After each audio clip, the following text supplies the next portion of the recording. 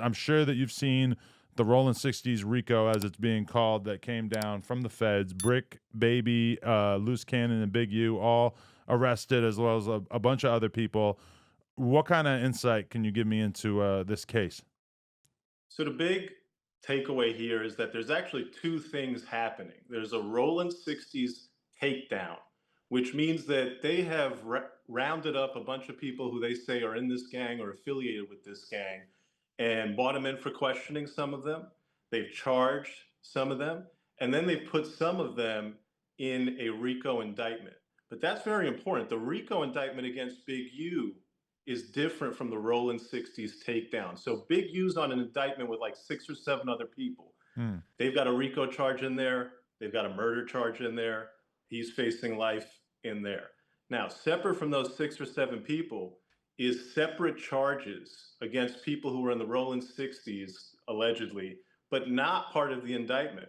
And so this is very interesting. You saw that press conference. They got like 30, 40 pictures, okay? And then they got a couple charges, individual cases. And then there's the Big U indictment, which is really just, I count them, 1, 2, 3, 4, 7 people. There's only 7 people on the Big U indictment. One of them is your friend Loose Cannon. Right. Now, separate from that, there's also a case against Brick Baby. Brick Baby is not in the Big U indictment. He's mentioned like sort of tangentially, but he's not a defendant in that Big U indictment. Because he was allegedly extorted by Big U because he did a robbery, and Big U apparently wanted some percentage of the money. Well, I was not aware of that, but that would make a lot of sense because you would not want to indict Brick Baby saying that he's part of the Big U enterprise if the story is that Big U's out there extorting Brick Baby. Now, Brick Baby has a totally separate charge. Okay. He's just got some possession of firearms ammunition charge. Right. All of this dates back to an Article 3 wiretap that was back in 2022.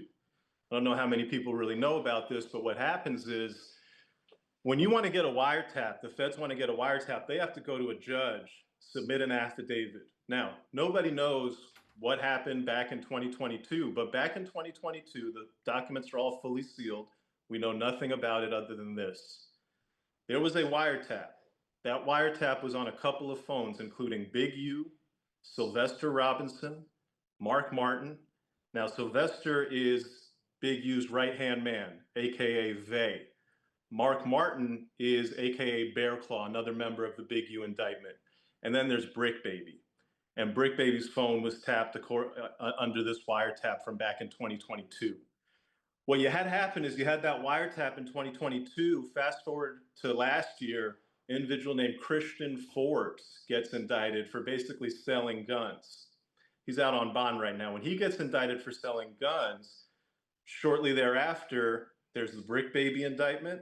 And then shortly thereafter, you have this whole Big U indictment. And so all of these charges seem to link back to a 2022 wiretap that started on several phones of the cast of characters that's involved here. Right.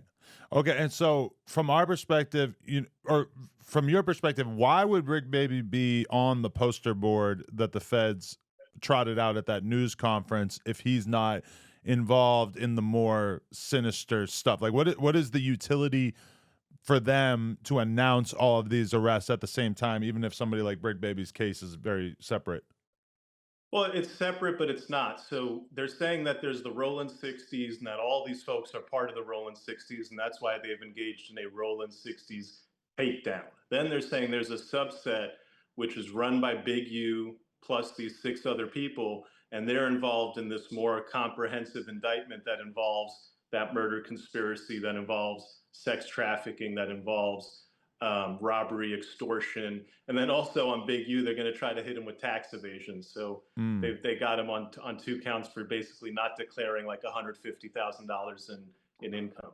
Right. And I mean, I guess it's kind of surprising for some people to realize that this sort of like extortion racket thing is still going on, in particular within the black community, because it's pretty well documented that there's a lot of this kind of stuff going on with the Mexican mafia and various Hispanic gangs and whatnot, and that they be taxing various people who are in business in situations that are kind of on the edge of legality or things that are full blown illegal. But I guess to a lot of people, that was kind of the surprising thing, is to realize that this sort of thing is still pretty prevalent in Los Angeles.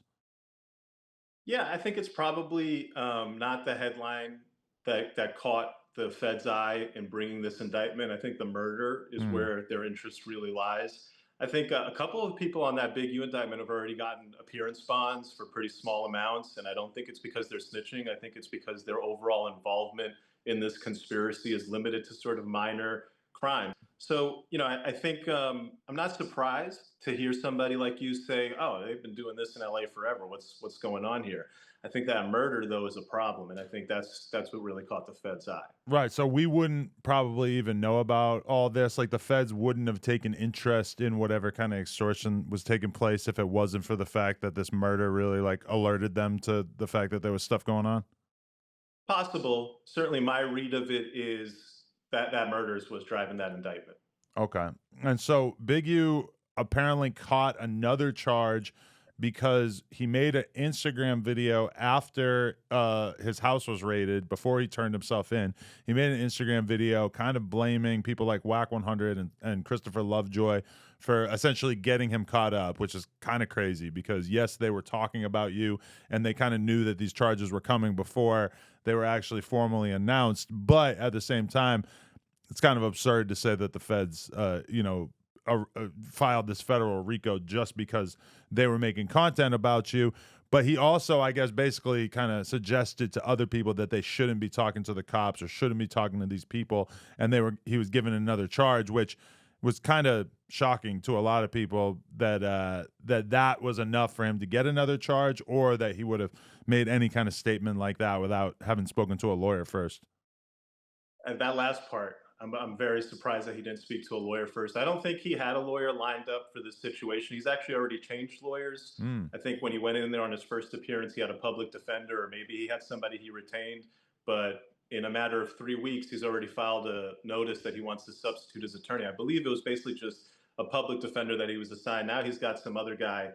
Not sure how I feel about the other guy. The other guy was admitted to the California bar in the early 80s. So he's Mm. been around for like 30, 40 years, which is, kind of a green flag. But then if you've been around for 30, 40 years, you'd expect to have like a really dope website and a list of all the trials that you've just smashed out of the park.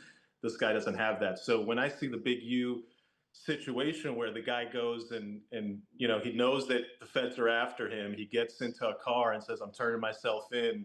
These are the rats," or whatever it is exactly that he said. That's not a good look. The feds also noted that when he turned himself in, he didn't have his phone on him. It looks like he dumped his phone, and then he was using his wife's phone to do that Instagram video, and that's odd. Why is he using somebody else's phone? So the real takeaway when you hear that charge and you see what Big U did, and then you see this change in lawyers, he wasn't ready for this. This thing came and hit him, just it knocked him right off his feet, and he was just scrambling, making kind of weird moves and moving silly. Yeah, I hope we don't find out that he got his lawyer at the swap meet. That would be bad news. Okay, so you just saw the clip, but did you know that you can watch this entire interview right now before it's released to the public, uncensored, by becoming a member for just $5 a month? And there's a lot of other crazy benefits as well. So make sure you hit the link down in the description and sign up. Appreciate y'all.